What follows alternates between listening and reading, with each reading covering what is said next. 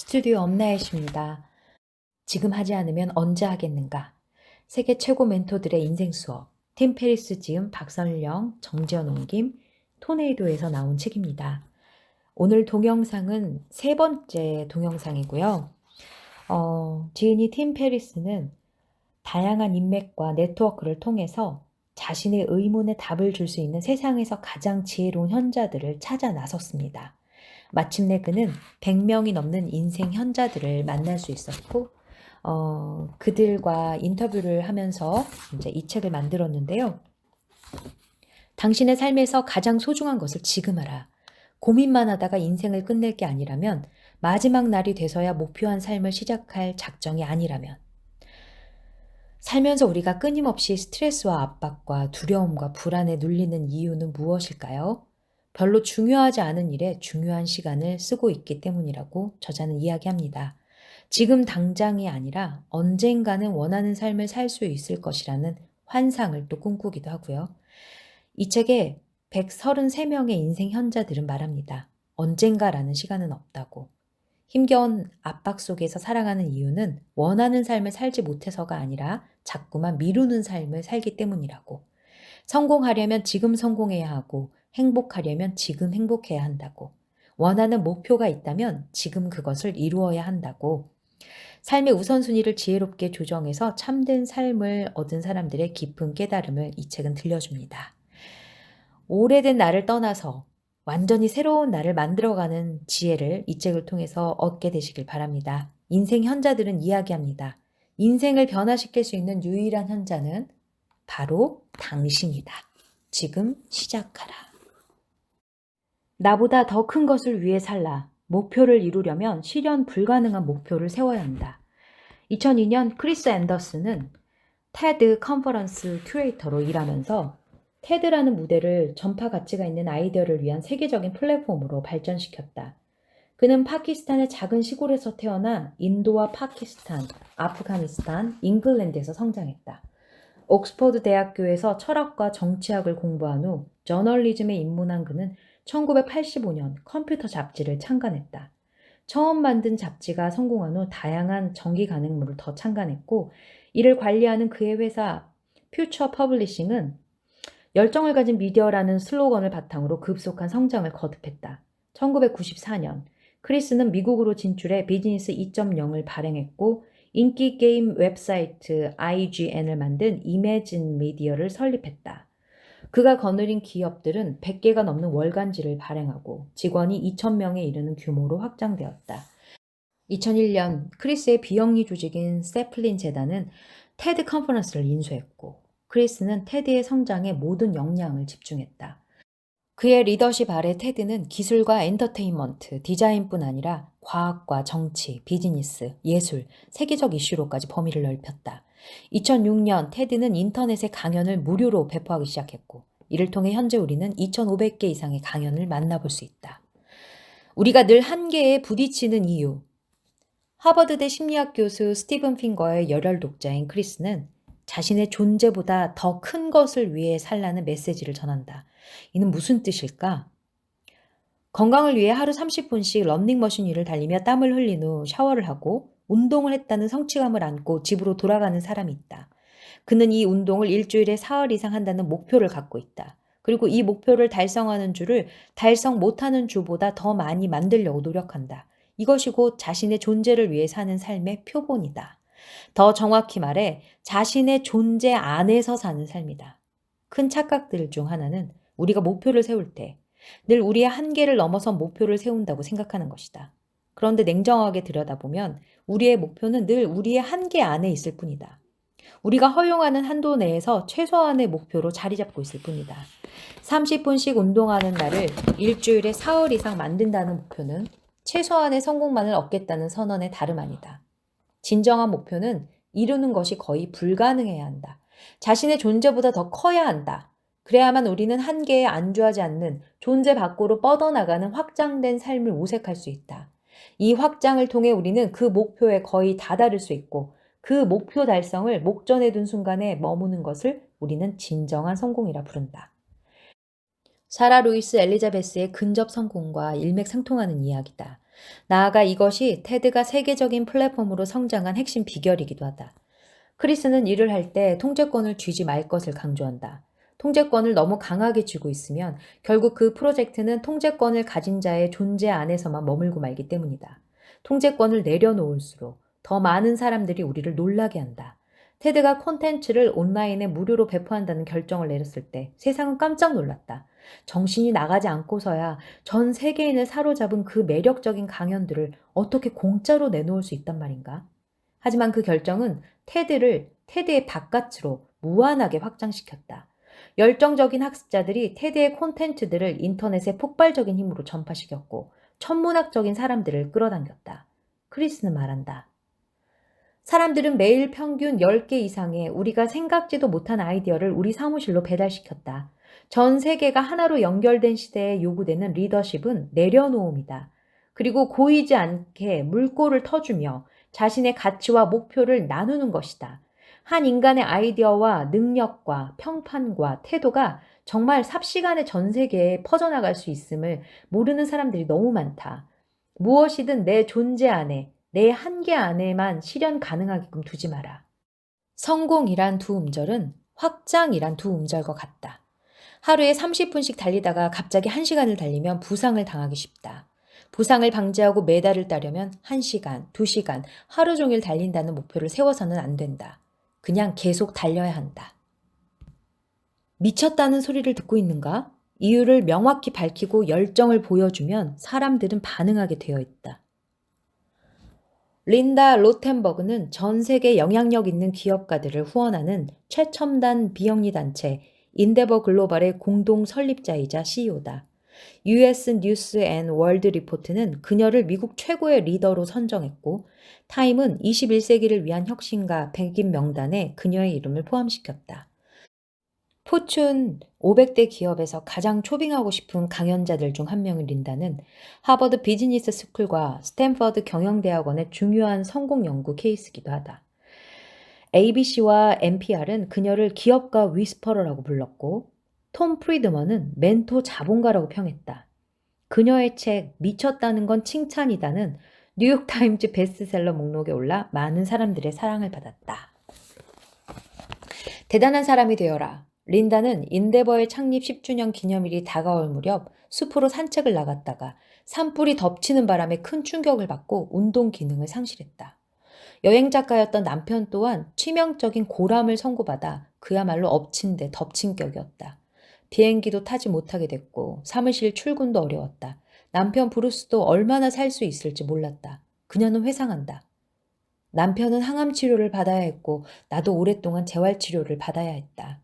상황이 이렇게 되고 보니 인데버는 생존조차 불투명해졌다. 하지만 탁월한 직원들 덕분에 인데버는 큰 성장을 이룰 수 있었다. 다행히 남편도 쾌유했고 다시 회사로 돌아갔을 때 나는 소중한 리더십과 인생 교훈을 얻었다. 나는 여성 CEO이기 때문에 늘 더 강인함과 자신감을 보여주려고 노력했다. 사람들 앞에서 눈물을 흘린다는 것은 상상조차 할 수 없었다.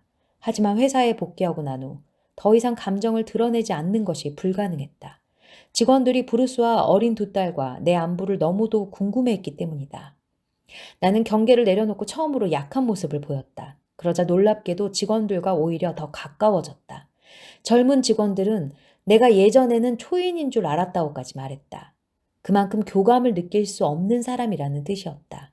그런데 이렇게 약한 모습을 보고 나니 나와 어디든 함께 갈 수 있겠다고 응원해 주었다. 그 순간 깨달았다. 초인이 되려고 노력하지 말고 대단한 사람이 되려고 노력해야 한다는 사실을.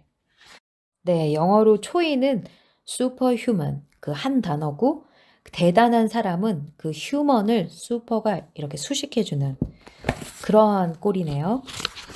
그러니까 사람이 되어야 된다 이런 뜻이겠죠. 네, 타이탄의 도구들에서 내가 만난 세계 최고 CEO들의 공통점이 무엇인지 기억하는가? 그들은 모두 결점투성이 인간들이라는 것. 겨우 한 걸음 전진하기 위해 하루 종일 발버둥 치는 사람들이라는 것. 경영석학 짐 콜린스에 따르면 좋은 기업을 넘어 위대한 기업을 일군 CEO의 주요 특징 중 하나는 인간적 면모라는 것이다. 대단한 사람이 되고 싶은가? 먼저 인간미를 갖춰야 한다. 탁월한 스토커가 되어라. 인데버라는 리마커블한 조직을 처음 만들었을 때 린다가 가장 많이 들은 말은 미친 여자. 물론 칭찬이었다. 새로운 일, 특히 통념을 무너뜨리는 새로운 혁신을 시도할 때는 미쳤다는 말을 반드시 들어야 한다. 정신이 나가지 않으면 평지풍파를 일으킬 수 없다. 기업가의 가장 큰 자산은 남들과 반대 방향으로 질주하는 생각 시스템이다. 성공하는 기업가가 되고 싶다면 무난하다, 나쁘지 않다, 썩 괜찮다 라는 평가를 기어코 거부하라. 그건 당신이 무난한 수준조차 되지 못한다는 정중한 조롱일 뿐이다. 이런 평가를 하는 사람은 눈꽃만큼도 당신에게 관심이 없다. 성공하고 싶다면 미친 스토커가 되어야 한다. 린다는 인데버를 시작할 때 최고의 스토킹 실력으로 명성이 자자했다. 투자자와 CEO들을 만나기 위해 남자 화장실 앞에서 진을 치고 기다린 적도 한두 번이 아니었다. 볼일을 보고 나오는 사람들에게 안녕하세요. 전 린다라고 해요. 신흥시장에서 기업가들을 후원하는 조직을 만들었는데 당신의 사무실에 잠깐 들러서 더 자세히 말씀드리고 싶습니다. 라고 말했다. 그런데 기겁을 하며 도망치는 사람은 없었다. 성공한 투자자나 기업가들은 대체로 공격적이고 무모하고 겁이 없는 사람에게 흥미를 느낀다. 그들은 기꺼이 린다의 소중한 인맥이 되어주었다. 화장품 업계의 스타 CEO인 에스티 로더도 훌륭한 스토커였다. 평소 존경하는 멘토의 목록을 만든 다음 용기를 내 다가가라. 조심하라. 무조건 접근하면 진짜 스토커가 된다. 당신이 왜 대담한 용기를 내어서 다가섰는지를 정확히 말할 수 있는 대상이라면 그는 틀림없이 당신에게 명함을 주며 연락하라고 할 것이다. 이유를 명확히 밝히고 열정적인 모습을 보여주면 사람들은 반응하게 되어 있다. 스토킹은 과소평가된 스타트업 전략이다. 문을 닫아라. 린다는 젊은 비즈니스맨들을 위해 다음과 같은 조언을 남겼다. 젊은 사람들은 늘 모든 가능성을 열어두라는 말을 많이 들을 것이다. 내 생각은 반대다. 모든 선택을 열어두면 이는 끝내 마비로 이어진다. 몇 년 동안만 골드만삭스나 맥킨지에서 일하다가 요리나 창업 같은 진짜 꿈을 따르기로 계획한 대학 동기들 중에서 실제로 요리사나 기업가가 되어 있는 사람이 몇 명이나 될까? 거의 없을 것이다. 성공하고 싶다면 문을 닫아야 한다. 자신의 창업 아이템이나 아이디어에 대한 확신이 생길 때까지는 지금 처한 현실에 한 발, 자신의 꿈에 한 발 담그는 것은 괜찮다. 나이키의 필 라이트도 처음 몇 년은 회계사로 일했고 스팽크스의 사라 블라이클리도 자기 아이디어에 대한 확신이 생길 때까지는 팩스기를 팔고 다녔다. 하지만 기약 없이 계속 딴 곳을 쳐다보는 일은 멈춰야 한다. 한 발만 담근 채로는 성공적인 사업을 일굴 수 없다. 아이디어에 대한 확신이나 견인력이 생기면 즉각 탯줄을 끊어야 한다. 둥지를 떠나지 않으면 아이디어는 비상하는 법을 배울 수 없다. 당신의 발을 내려다보라. 두 발이 한 곳을 향하고 있는가? 당신이 닫아야 할 문은 어디에 있는가? 네, 잉그바르 캄프라드, 이케아의 창업주입니다. 10분 동안 정말 많은 것을 할 수 있다. 하지만 지나가 버린 10분은 다시는 돌아오지 않는다.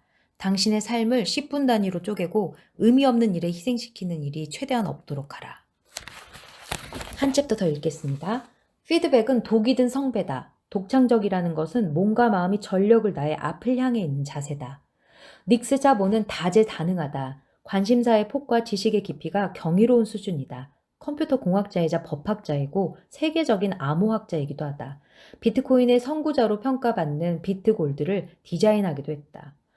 닉스 자보는 무엇보다 끊임없이 독창적인 아이디어를 꺼낼 줄 아는 인물로 명성이 자자하다. 그의 사무실은 창조적 영감을 구하는 젊은 사람들로 북적인다. 젊고 열정에 찬 CEO부터 투자자, 슈퍼리치, 셀레브리티, 멘사 회원에 이르기까지 그의 조언을 얻기 위해 모여든다. 그가 엄청난 답을 주지는 않는다. 다만 그와 대화를 나누다 보면 생각지도 못했던 단서, 영감, 퍼즐의 답이 반짝 떠오른다고 사람들은 입을 모은다. 아이디어에는 용기가 요구된다. 나는 닉에게 단도직입적으로 물었다. 닉, 어떻게 하면 당신처럼 놀라운 아이디어를 하루에 두세 개씩 만들 수 있는 거요? 그가 답했다.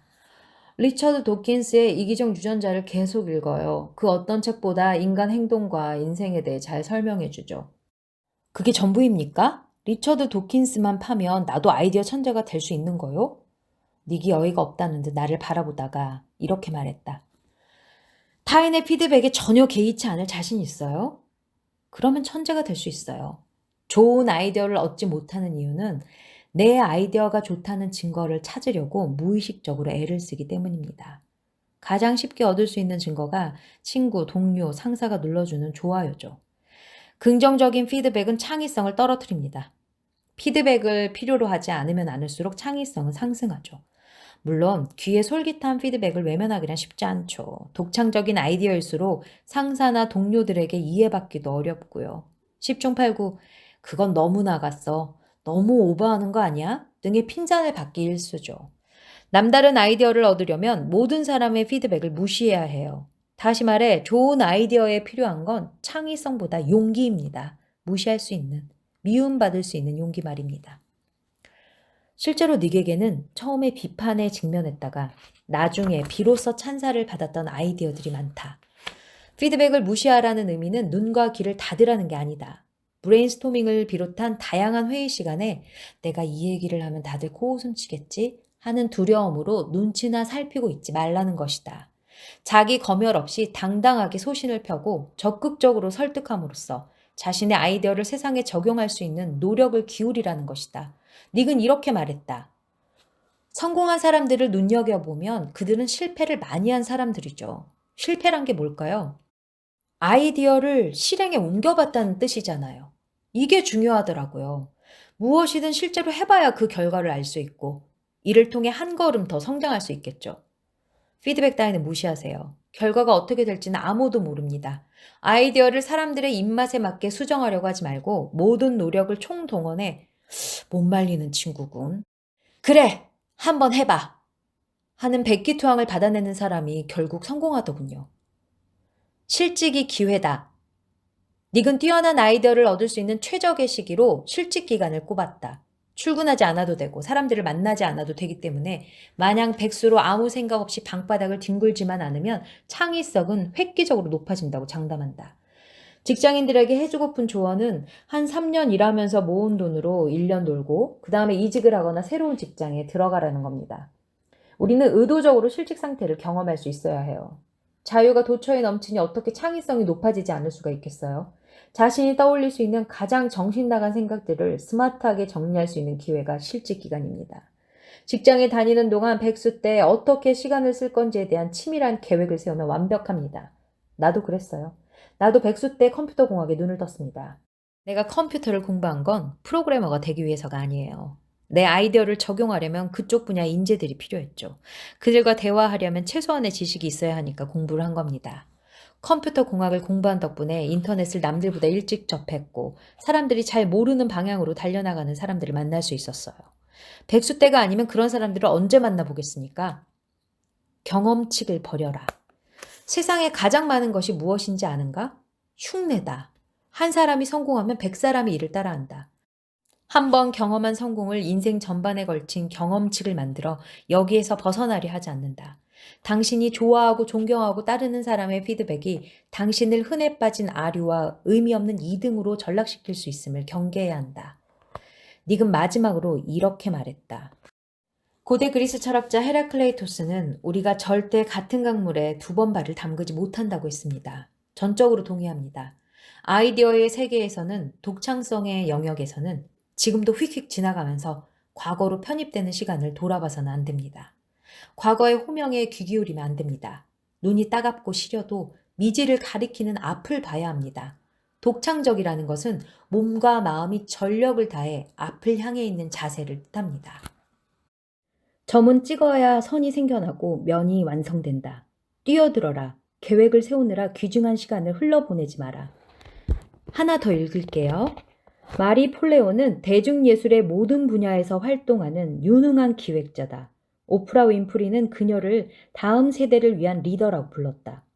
마리는 그 유명한 마리 TV를 기획하고 B스쿨을 설립했다. 포브스는 그녀의 웹사이트를 기업가를 위한 최고의 웹사이트 100개 명단에 포함시켰다. 마리는 글로벌 기업들과 협업하고 있는 젊은 CEO들에게 기업가 정신을 강의하는 세계에서 가장 바쁜 여성 비즈니스맨 중 한 명이다. 성공의 증표를 만들어라. 마리는 3달러짜리 노란색 수첩을 갖고 다닌다. 25살 때 힙합 교실에서 학생들을 가르치고 바텐더로 일하며 조금씩 온라인 사업체를 키우고 있었을 때부터의 습관이다. 그녀는 일할 때 항상 그 수첩을 옆에 두었다. 사람들이 학교 강의와 바텐더 일을 안 할 때는 뭘 해요? 라고 물을 때마다 그녀는 자신의 온라인 비즈니스를 소개했다. 그러고는 펜과 수첩을 건네며 이메일 구독자 명단에 등록해달라고 부탁했다. 노란 수첩에 적힌 이름이 많아질수록 그녀의 목표는 점점 더 확장되었다. 글로벌한 사업체를 만드는 데 성공했고 지금껏 7억 5천만 달러의 매출을 올리게 해주었다. 마리는 말한다. 아무리 힘겨워도 저 낡은 노란 수첩을 보면 없던 힘도 솟아난다. 지금껏 살아보니 노력을 인정받은 경험, 적중한 예측 경험, 뭔가를 꾸며 성공한 경험을 늘 휴대하고 다니는 게 중요하다는 사실을 깨달았다. 인간은 시각화의 동물이다. 1000개의 명언보다 가족사진 한 장이 더 큰 힘을 발휘한다. 위기를 극복하고 성공을 유지하려면 이처럼 힘과 용기를 넣어주는 징표를 만들어보라. 생각보다 위력적이라는 사실에 놀랄 것이다. 점은 나중에 연결하라.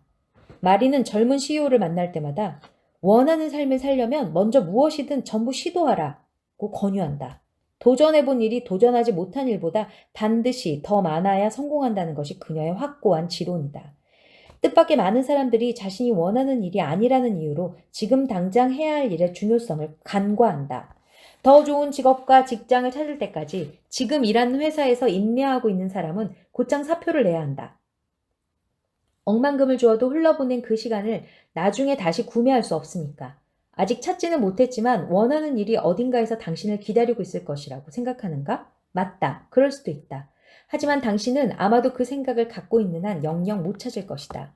평생 기다리다가 인생을 끝내는 사람들의 목록에 이름을 올리고 싶지 않다면 지금 맡은 일을 비롯해 무슨 일이든 다 뛰어들어야 한다. 당신이 원하는 일은 분명 당신이 시도하는 모든 일에 섞여 있을 것이다.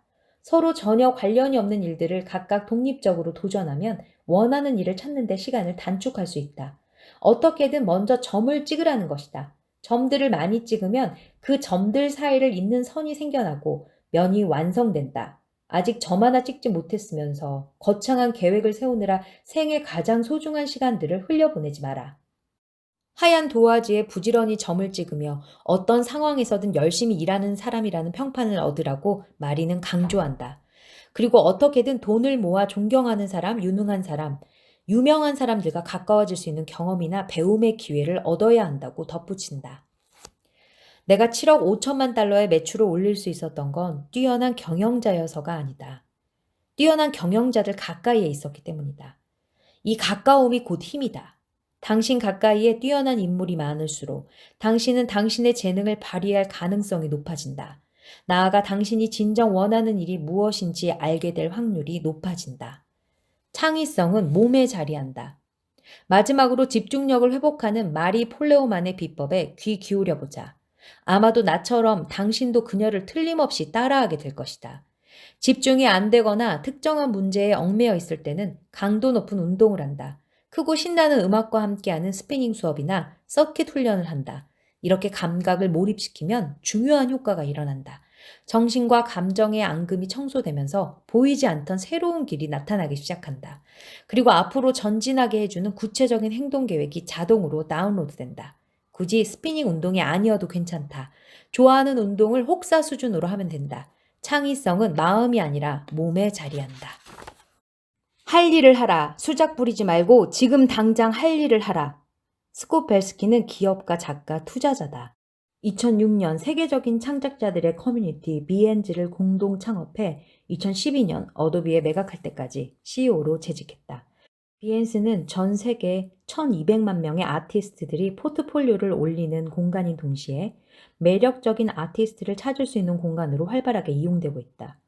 나아가 스콧은 핀터레스트, 우버, 페리스코프 등 눈부시게 성장한 스타트업의 초기 투자자이자 고문역이다. 거부할 수 없는 메시지를 만들어라. 스콧은 대학생 때부터 CEO에 이르기까지 전 세계에서 가장 조언을 듣고 싶어하는 강연자로 명성을 쌓았다. 그의 강연은 단 한 줄로 요약될 수 있을 만큼 명쾌하다. 할 일을 하라. 스콧은 늘 자신에게 이렇게 속삭인다. 우리는 생각이 너무 많다. 주변에서 일어나는 온갖 고민과 사건으로 정신력이 뿔뿔이 흩어지고 무엇이든 지나치게 고민한다. 심지어 지금 하면 될 일을 왜 이걸 당장 해야 하는지에 대해서까지 생각한다. 스콧은 말한다. 자신이 왜 이렇게 바쁜지 늘어놓고 지금 해야 할 일을 자꾸만 이유를 대면서 미루는 것은 수작에 불과하다. 재미없는 일이지만 해야 할 때, 나쁜 소식을 전하거나 누군가를 해고해야 할 때, 나는 스콧, 수작 부리지 말고 빨리 할 일을 해! 라고 외친다. 이러한 자기 지시는 반박하기가 어려워진다. 핑계나 수작을 만드는데 인생의 절반쯤 쓰는 사람들이 이 세상의 절반쯤 된다. 나는 강도 높은 운동을 해야 할 때 스콧의 할 일을 하라를 떠올린다. 이 메시지는 모든 핑계를 눌러준다.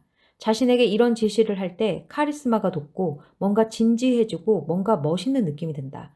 과장하자면 마치 거부할 수 없는 신탁을 들은 기분이다. 해야 할 일을 하는 것. 그것이 모든 시도와 도전의 기초 체력을 만들어준다. 자꾸만 달아나려는 몸과 마음을 단번에 확 일깨우는 각성의 메시지를 가진 사람이 결국 원하는 목표를 손에 넣는다.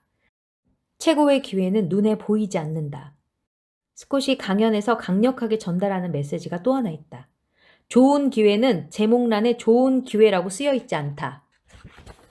최고의 직장, 최고의 클라이언트, 뛰어난 파트너, 빛나는 사업 아이템 등은 아무리 찾아도 처음에는 잘 보이지 않는다. 처음에는 별로 유혹적이지 않기 때문이다. 스콧은 설명한다. 1200만 명이 넘는 아티스트들의 경험을 핵심만 간추리면 이렇다. 최고의 기회는 처음에는 관심조차 가지 않았던 것이 대부분이다. 따라서 당신은 어떤 대상을 관찰할 때 표면이 아니라 표면 밑에 깔린 잠재적 가능성을 먼저 들여다보는 습관을 가져야 한다. 이때도 주의할 점이 있다. 잠재적 가능성이 처음부터 명백하게 보인다면 이건 당신 차지가 아니다. 누군가가 이미 찜해놨을 것이다. 사람들이 좋아하는 것이 아니라 좋아하지 않는 것에서 오래 머물러야 한다. 거기서 가능성을 발굴하면 상상을 초월할 정도로 강력해진다. 지금 눈에 보이는 것, 지금 알고 있는 것만으로 의사결정을 내리면 비전은 포기하라. 영향력을 세상에 발휘할 꿈도 꾸지 말아야 한다. 나는 인생을 바꿀 수도 있는 진지한 결정을 내릴 때 사람들이 얼마나 게으른지 발견하고는 깜짝 놀라곤 한다. 이미 만들어진 것에 왜 그렇게 합류하려고 애쓰는가? 기회를 잡고 싶다면 합류자가 아니라 새로운 뭔가를 만드는 설립자가 되어야 한다. 스콧의 말에 심취했다가 나는 문득 내가 가장 싫어하는 말을 떠올렸다. 그건 가능성이 없어요, 팀. 그렇다. 가능성이 전혀 없는 것이 사방에 가득 들어차 있는 상태가 곧 인생이다. 가능성은 발견되는 것이 아니다. 만들어지는 것이다. 가능성이 없으면 가능성을 만들어서라도 붙여야 한다. 스콧은 말한다. 가능성을 탐구하기 시작하면 없는 가능성을 만들어서라도 붙이겠다는 태도를 갖고 있으면 기회가 눈앞에 나타났을 때 놓치지 않게 된다. 기회는 행운과 같은 것이다.